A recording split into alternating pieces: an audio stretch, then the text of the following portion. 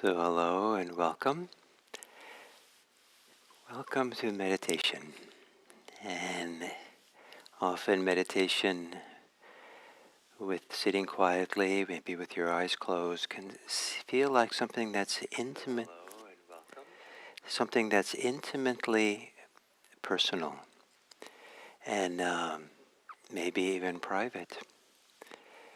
And so imagine, though, that you have someone who you respect tremendously for their wisdom, their compassion, their kindness, and for whom you feel like you're totally accepted for who you are, and the person just has your well-being in mind clearly, and understands that you have some foibles, but is not there to criticize you, but just really to appreciate you and bring out the best in you.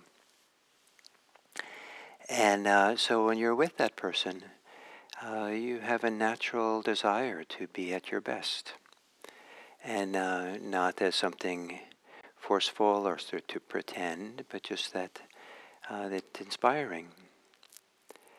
So imagine that that person accompanies you into your mind, that somehow or other for this meditation, the person can witness what happens in your mind, how you are, how you meditate, what you're thinking about, uh, what your responses and reactions are to what's happening there in this inner, private, personal world of meditation.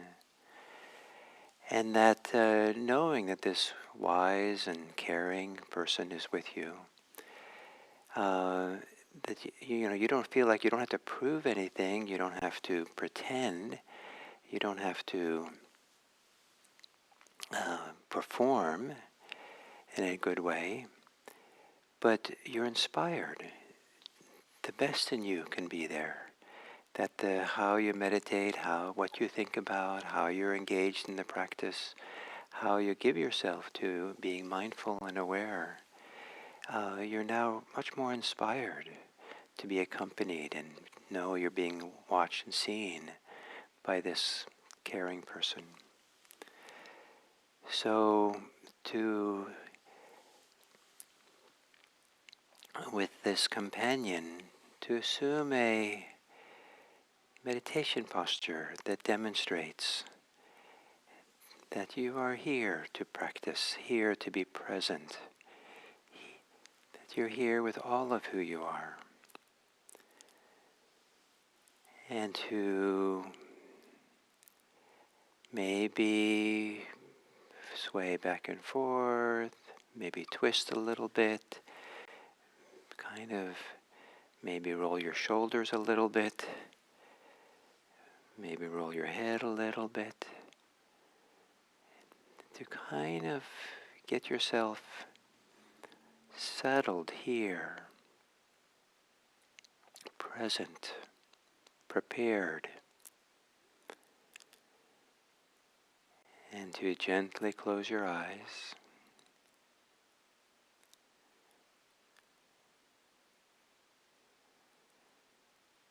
And with your eyes closed, give a lot of room and space for your inner life, how you are now. No need to fix anything or change, but begin by just making room, space to be as you are.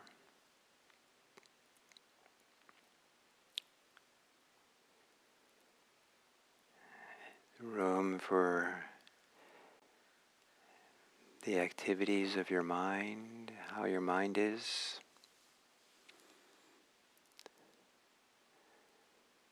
Room for how you are emotionally.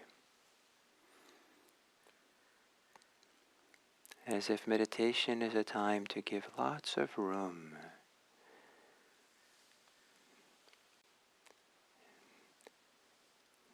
And giving room for how you are physically.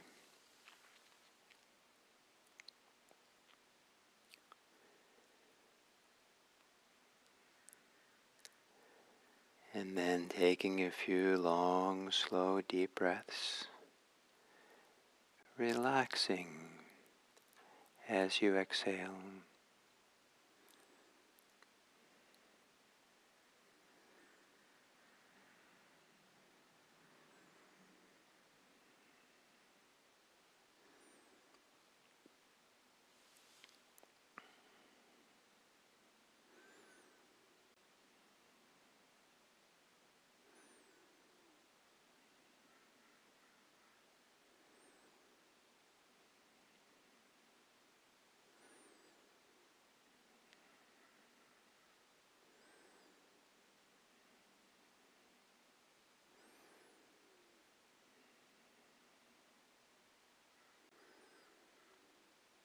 Letting your breathing return to normal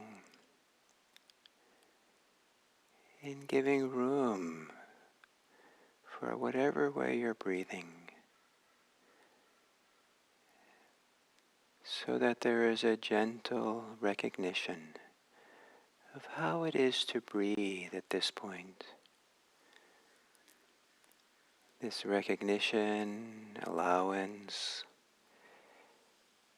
in a way that's being witnessed by your wise friend, supporting you to be with your experience with the best that you have, kindest.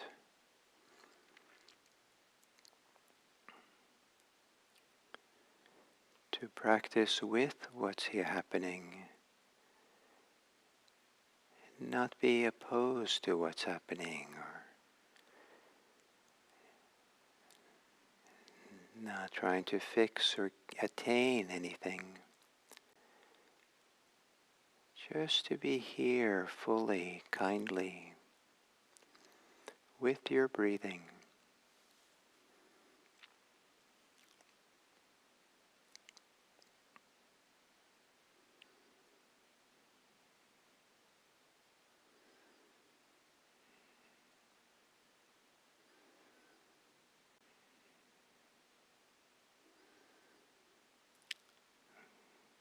And whatever occurs in the present moment as you're meditating, to give it breathing room so it can be known in a calm way. So whatever is happening now can be known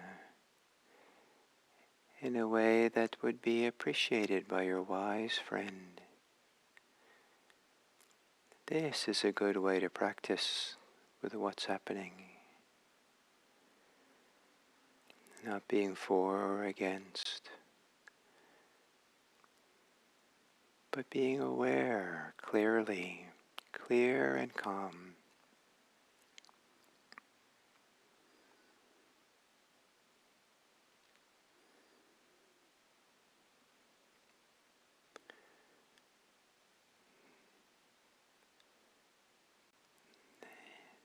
And when it's time, keep returning to breathing.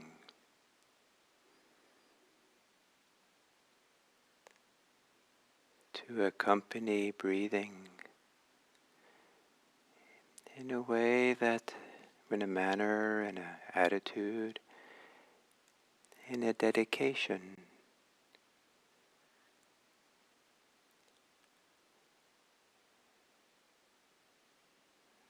that your wise friend would appreciate.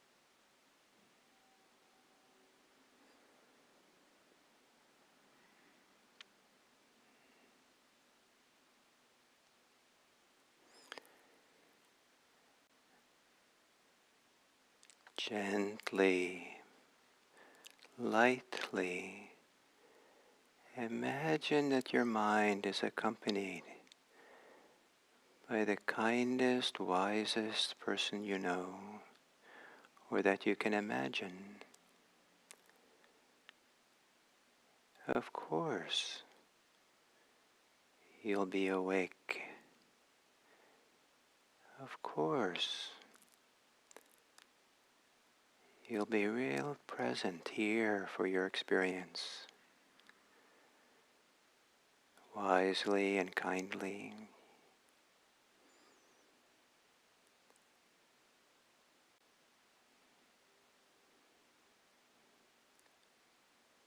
Of course, you're not going to miss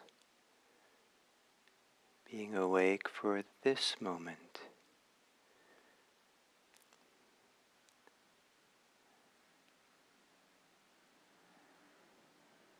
With an attentiveness that is shared with your friend.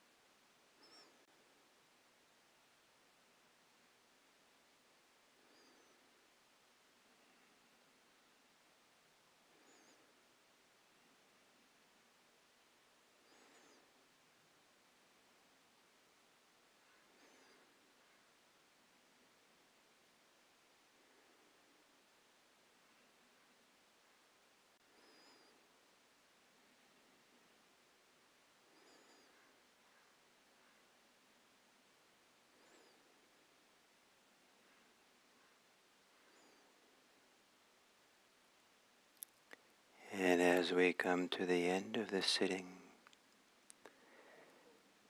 for the last few minutes to become your own best friend. As you're with yourself, with your eyes closed and with your thoughts and feelings, body, to feel that there's a field of friendship between all of it.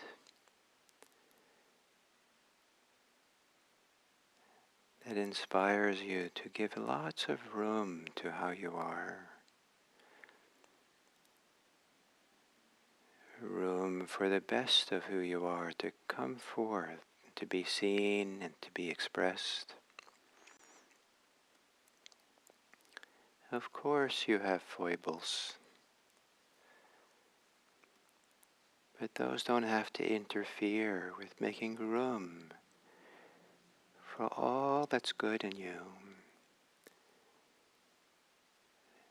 That's manifested by how you're aware, how you know,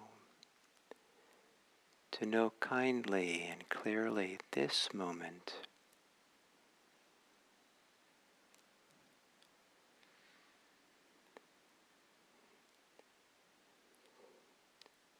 Not looking for your thoughts or your emotions for your goodness, but rather in how you can be aware, how you know, how you give room to all things in a kind and wise way, with a kind of silent awareness that's bigger, more magnanimous, that can hold all things in an expansive mind, an expansive heart.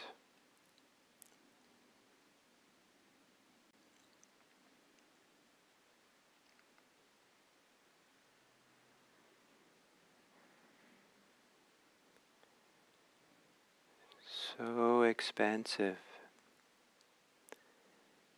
that it can include the people in your life, friends, family, neighbors, strangers, colleagues,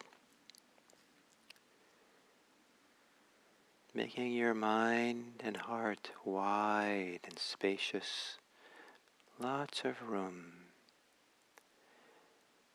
to know everyone kindly, calmly, with goodwill. May all beings be happy. May all beings be safe. May all beings be peaceful.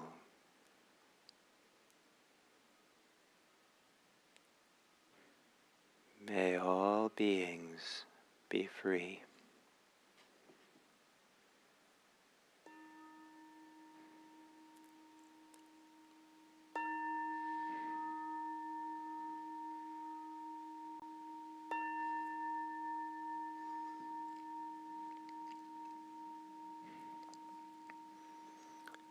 Thank you.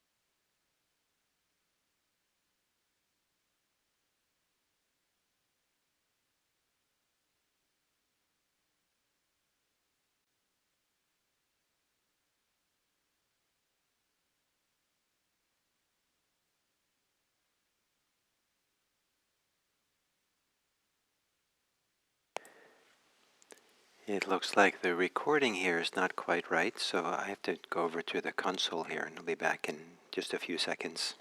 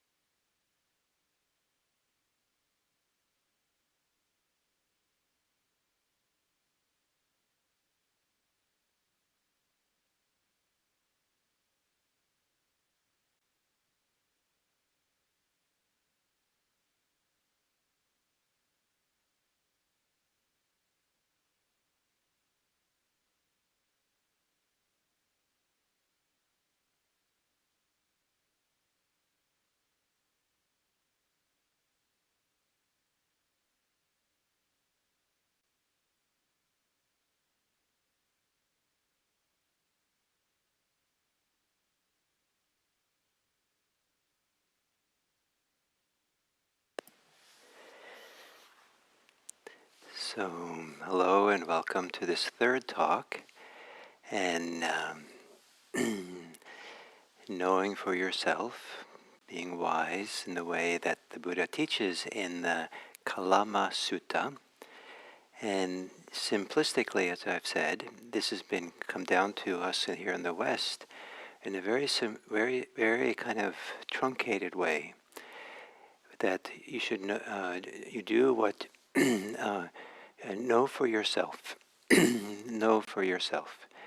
Now, in a very strong individualistic culture, and maybe a culture where there's certain kind of conceit about even our capacity, our ability to know for ourselves and not to care about what other people think, this seems like great news. Know for yourself. Really rely on that. But the Buddha was not, and in teaching this, he was clearly telling people, don't be careful. They don't rely excessively on tradition, scriptures, teachers, logic, reasoning, all kinds of ways that might not be accurate. Don't rely on the news. Don't rely on people's opinions, your preferences. He did say, kind of know for yourself, but then he gave specific criteria, ways in which you know. And one of those is clearly interpersonal. That include the opinions, the orientation, the wisdom of other people as well. It's not ignoring other people and completely being an independent agent for your ethical decisions, your decisions about how to practice, how to live your life. But there is room and a place in which to take into account what wise people have to say for you. To take into account that there are people who you respect for being wise. And maybe there's particular qualities that you attribute to the people you have a lot of respect for. They're wise when they're also very kind or compassionate. They're wise when they're very well informed and well considered in what they understand to be ethical and not ethical, wise and not wise, compassionate and not compassionate, how to live a good life. And so we are social beings. So much of who we are and who we've grown to be is in relationship to our family, our neighbors, our teachers growing up, our school friends. There's so many influences that come to bear on ourselves that are more deeply than most people realize, how much we're shaped by the environment, the social environment. We're even shaped by the characteristics of the languages we learn to speak. Different languages almost produce different people because of the values that are inherent in the languages themselves. And they say that people don't think that no one has an accent because we're used to what we grew up in and where we live as being the natural way to speak. But everyone else has the accent. But of course, everyone has an accent from the point of view of others. And this speaks to how we don't really understand how deeply we're socially conditioned, just like we don't understand that the accent we speak is socially conditioned by the people we hear speaking around us. So, so we are social beings, and it's appropriate and quite supportive and helpful to make, not decide for yourself everything. You don't ask someone else to decide things for you, but there is consulting, there is considering what you do through the point of view of how would it be seen, how would it be understood by someone you have tremendous respect for, their wisdom and their kindness. Would you want them to see you swearing at a store clerk because they're too slow? Would you want them to see what you do privately sometimes? Maybe when you're alone and no one else is around, you leave a mess in a kitchen that's just kind of disgusting. But if this person is there, is that what you would do? Would you kind of want to demonstrate, be someone else, create a nicer environment? How would you live accompanied by the wisest and kindest person you know? So, yes, know for yourself, but don't just know everything alone as an island to yourself. Know for yourself in relationship to the people you deeply trust and deeply respect for their wisdom and kindness, and how they bring out the best in you. I've chosen to be around certain people in my life because I recognize that when I was with them, they brought out the best in me. So I felt really important to be close to them so that I could be the kind of person that I really wanted to be. I wanted to. So part of the criteria, and the way this is a lengthy introduction to how it's worded by the Buddha. So he says there's these 5 criteria. The first one I talked about yesterday. Is it wholesome or unwholesome? Is it skillful or unskillful? Is it healthy or unhealthy for me? So that's the first criteria. Depends how we translate the word kusala. The second one that I want to say right now is it praised or not praised by the wise? When we do it, do the people who most respect say, that's wonderful? Or do they say, Gil, I don't know about that.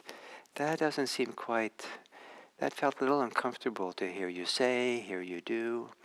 And their opinion, their reaction, their response is something that I really value. I want the best to come out of me. I don't want to be an automatic pilot. I don't want to be taking the lazy route. I don't want to give the upper hand to ways that I can be that are maybe mean or greedy or caught in my thoughts and feelings and desires. So know for yourself, yes, but know for yourself in relationship to the people you most respect. That's a second criteria the Buddha presents. Related to this is the third one, which do you know that it's faulty or not faulty? Does it feel like it's somehow there's some fault, some stress, some strain, something is off when I do this, or is there not something off? And so, is there fault in this? So maybe because we're impatient, we push someone aside in line because we certainly should take priority. Something is, if we're really paying attention, something seems off there to have that kind of disrespect for someone else. If we lie in order to get what we want, if we're really paying attention, really attuned deeply to ourselves, something feels off in lying. And so there's all these little ways that maybe we're overlooking someone. Maybe someone has, you know, left something behind, and it doesn't seem like that important thing, but and so I'm not going to bother to bring it to them, and something feels off. That feels like faulty a little bit. It feels wrong to just let them lose their thing. So you pick it up and follow them down the street. Say, "Here, you left this behind." Or you're walking on a street and you're alone, and there's some trash on the street and you keep going. And after a while, after a few steps, that doesn't feel right. I don't feel good about that. It feels a little bit off. Just to ignore that. So you turn around, you go back and pick it up, and put it in the trash can. It was such an easy thing to do, and that feels right. So we have some kind of capacity, and how much, and exactly where, and what areas of life, to feel clearly something is off here. And it's not the same thing as saying that there's a fault here. It's not the same thing as saying that we're wrong or we've done something unethical. Maybe there's nothing inherently unethical leaving the trash there. Maybe there's nothing inherently unethical in not follow someone said you left something behind. But it just feels off. Something that feels off inside. So these two criteria, one is where we have a really good friend that is accompanying us, or imagine, and of course we want to be our best, in they're pulling that out of us. And the second is we're our own best friend, and of course we want to support the best in us to come out, and not to do things which are off, or we feel have a fault, some kind of fault in them, where we're kind of limiting ourselves. So in terms of the Buddha saying no for yourself, these are very important criteria. And I understand these two. Is it faulty or not faulty? Is it praised by the wise or not praised by the wise? I see those as beginning to kind of exist in the world of our interrelationship to others. Wholesome and unwholesome does not necessarily that way, but now clearly placed in this domain. Know for yourself, yes, but know it with a deep, respectful connection to the people around you, and how it impacts them, and how we live as social beings. So, know for yourself. So, thank you for this, and so we have two more criteria that the Buddha offers for how to know for yourself, so that knowing for yourself is not unmoored, is not just following our preferences in a kind of blind way. So thank you very much, and I'll be here tomorrow.